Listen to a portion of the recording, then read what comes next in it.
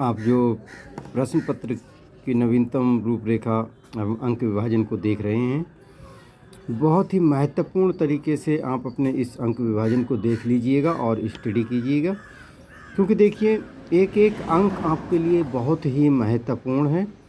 अब देखेंगे, हम चलते हैं अपने क्रम संख्या पर और आपको प्रश्नों के प्रकार दे रखे हैं, अंक दे रखे हैं। इतिहास, नागरिक शास्त्र, भूगोल और अर्थशास्त्र 4 खंड आपके होते हैं।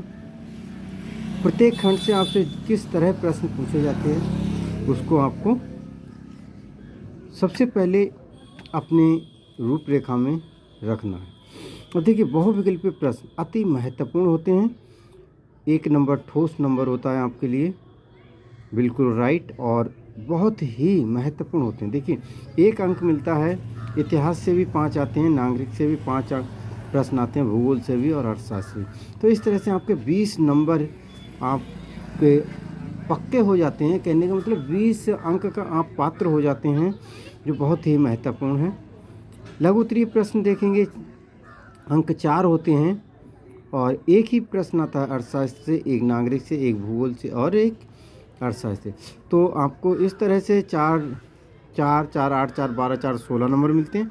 देखिए, बहुविकल्पीय से फिर भी आपके ये कम रहते हैं 4 अंक, और इसमें आपको ज़्यादा सुविधा रहती है 20 वाले में, बहुविकल्पीय में। और यहाँ पर आप जनरल भी अपने क्वेश्चन को कर सकते हैं यदि आपने अपने टेक्स्ट बुक को पढ़ रखा है तो। इसी तरह से आपको दीर्घ उत्तरीय प्रश्न मिलता है, 6 अंक होते हैं, जिसका एक एक प्रश्न मिलता है, और 6 6 12 6 18 18 और 6 24 नंबर मिलते हैं। इसमें मार्किंग तो बढ़ जाती है 24, लेकिन बहुत ज़्यादा लिखना होता है, और जिसमें कि आप अपने 24 अंक के लिए प्राप्त करेंगे। ऐसा नहीं है कि हम इस यूनिट को छोड़ेंगे, लेकिन नहीं, बट हमें इन क्वेश्चनों को तो हम थ्योरी वाइज थोड़ा समझ ले तो लिख सकते हैं, लेकिन ये हमारे ठोस अंक होते हैं। तो इस तरह से आप लोग तैयारी करेंगे। और अगले देखेंगे, आपको मानचित्र मिलता है, जिसमें कि मानचित्र आपका इतिहास से होता है और आपका भूगोल से होता है। ठीक है, तो 5 और 5 नंबर के आप ये 10 नंबर के हकदार होते हैं। तो देखिए, 5 और 5 10 नंबर ये, और 20 नंबर ये 30 नंबर की आप अच्छे से तैयारी कर लीजिएगा, और आपको बहुत ही अच्छे अंक इस तरह से आप प्राप्त कर लेंगे। ये आपकी बोर्ड एग्जाम की अंक की रूपरेखा है। तो इस तरीके से मेरे प्यारे बच्चों, आप अपनी तैयारी को कीजिएगा और आप अच्छी तरीके से अच्छे अंक ला सकते हैं। और आपके पास नोट्स होंगे और बुक्स होंगी, उन बुक्स से आप अच्छी तरीके से अपनी तैयारी कर लें। सबसे पहले मैं आपको बताना चाहूँगा कि मान लीजिएगा, जैसे हम चलते हैं अपने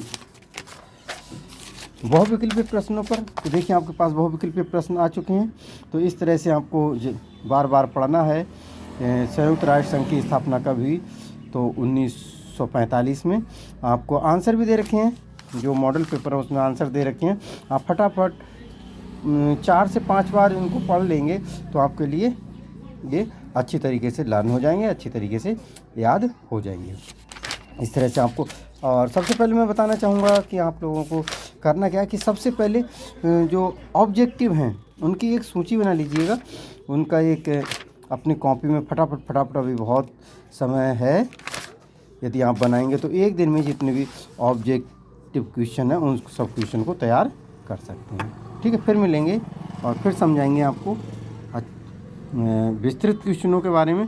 बट जो बहुविकल्पीय प्रश्न हैं उनको मैं आपसे बार बार यही बोलूँगा कि आप पढ़ते जाइए, लगातार पढ़ते चले जाइए और देखते चले जाइए। जैसे निम्नलिखित में से एक मिट्टी के प्रकार नहीं है, काली, पीली, लेटराइट और सीमेंट। तो क्या? सीमेंट। देखिए, काली मिट्टी, पीली मिट्टी, लेटराइट तीनों मिट्टी होती हैं, पर बट इसमें पूछा गया प्रकार नहीं है, तो सीमेंट जो है वो मिट्टी का प्रकार नहीं है। तो इस तरीके से आप क्या करेंगे, अपने ऑप्शनल को तैयार कर सकते हैं। फिर मिलूँगा, तब तक के लिए सभी बच्चों को अच्छे अंक मिलें, इसके लिए उनके उज्जवल भविष्य की कामना करता हूँ। जय हिंद, जय भारत।